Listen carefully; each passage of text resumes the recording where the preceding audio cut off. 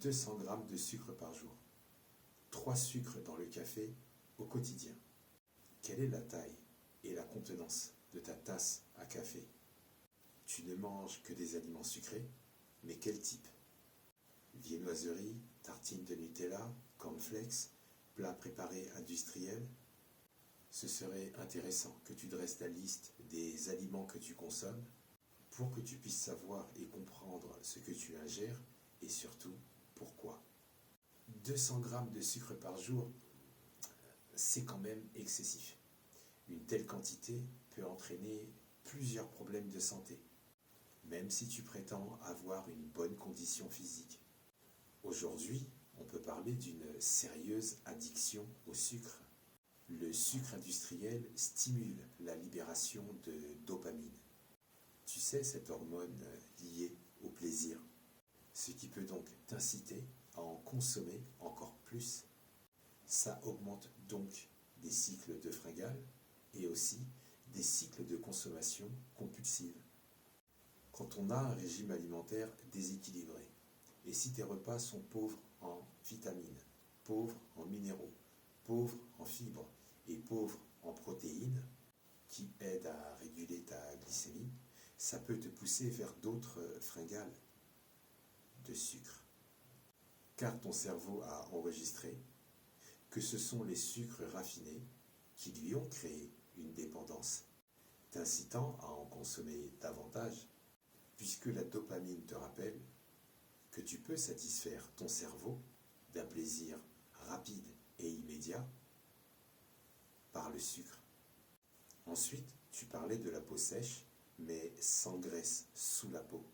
C'est le résultat d'une mauvaise hydratation, surtout si tu ne bois que du lait de vache.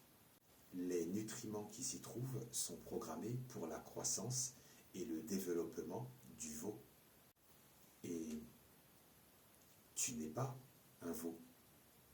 Le lait que tu consommes, si c'est du lait de vache, ne remplace pas l'eau nécessaire à ton organisme, nécessaire pour une bonne hydratation de ta peau. Tu as ajouté que tu avais une corpulence maigre, que du muscle et zéro cholestérol. Pour en revenir à la corpulence maigre, on peut noter que tu as sans doute une insuffisance hydrique.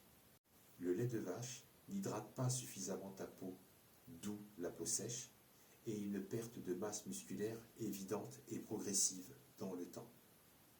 L'eau corporelle constitue 79% de tes muscles.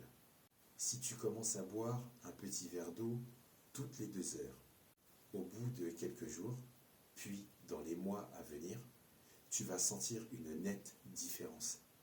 Et dans le positif, bien sûr. Même si tu apprécies le lait, il n'empêche pas que tu puisses boire de l'eau tout au long de la journée.